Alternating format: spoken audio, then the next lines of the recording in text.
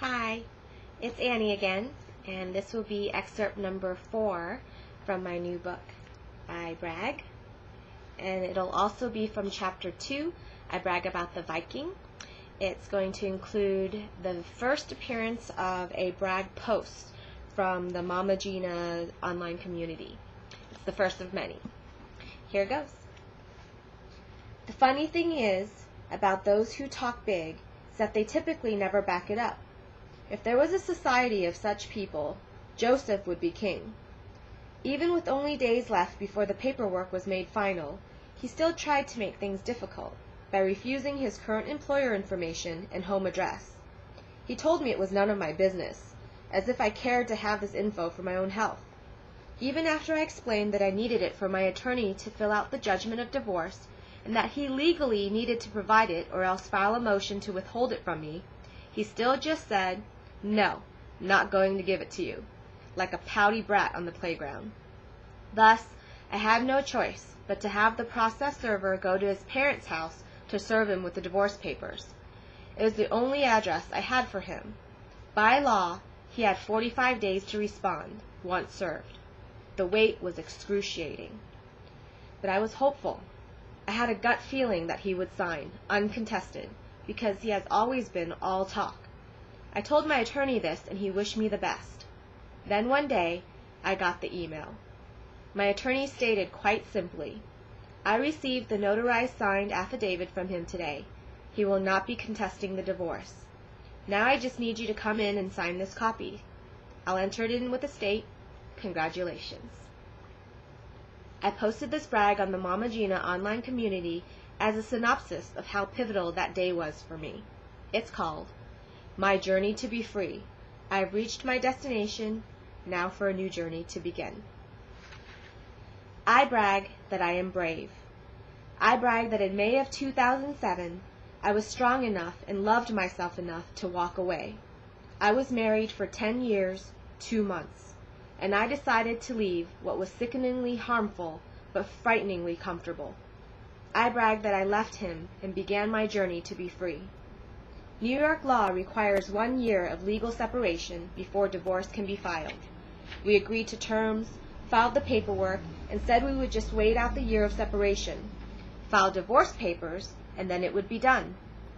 Sadly, in my happiness, he found anger. He found spite. He found evil. I brag that this past year has been the best year of my life because I made it so, despite him. I brag that I collected freedoms I never knew I would or could. With each passing day of my joy, he found new ways to threaten the life I had built. I brag that I built this new life on my own. New bank account, new home, new car, new career. Every piece of it I worked for. It was all mine. I brag that I walked away and gave him everything we had. The house, the car, the furniture. Even after all that, he threatened that he would show me how expensive my decision to leave him was. He wanted alimony. He wanted my retirement. He wanted half of my residual commercial money, and on and on. So this past year, there has been a huge weight on my shoulders of pending fear and financial hardship. I couldn't move on because he wouldn't let me. On 9/3/08, he was served with divorce papers. I didn't change a single term of our original agreement. I asked for nothing. The 45-day wait began. Would he contest? Would this drag? What more can he take from me? When can I truly be free? Then yesterday, my lawyer emailed me that he received the signed notarized affidavit accepting the divorce papers. He would not be contesting the divorce. I brag that I have reached my destination. My journey to be free has come to an end. I am free. I brag that I was so overwhelmed with emotion that I cried, downright sobbed tears of joy. I called Italian Stallion, my on-again, off-again, not a boyfriend, and choked out the words, "Jay, he signed the papers." He was happy for me. We celebrated with some friends last night until really late. I bragged that I drank wine. I bragged that I laughed. I bragged that I toasted my friends with a joy I haven't felt in a long time. I thought this day would never come, and it has. I brag that I'm so sleepy, but love every heavy eyelid moment right now. I'm about to go pick up Italian Stallion and drive us to our regional meeting downtown. I brag that I'm wearing a very cute lavender suit and carrying my new purple Louis. I brag that I still have Purple Night, which was one of our recent adventures, on my mind. I desire for all of you to have a fabulous day. I sure as hell will. The phone calls I made after I received that email from my attorney were barely coherent through the tears. First, I called James, the man I was somewhat involved with at the time.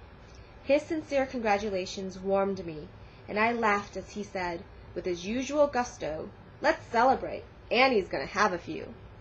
Next, I called my mother, and I could hear the relief in her voice. She said that she could sleep better now. Finally, I called Jennifer, the one who had been my rock through this whole ordeal from the very beginning. Her love and support burst through her excited voice. Then I had a dance break by myself, right there in my little Manhattan apartment while I looked around at all the pictures on my walls. The smiling faces of my new friends seemed to all be smiling extra big at me at that very moment, as if to give their own silent congratulations. I hugged Teddy, the little stuffed bear that has followed me through my life since I was 4 years old, and said out loud to no one in particular, "I'm free." I'll stop there. Thanks for listening. Till next time, good night.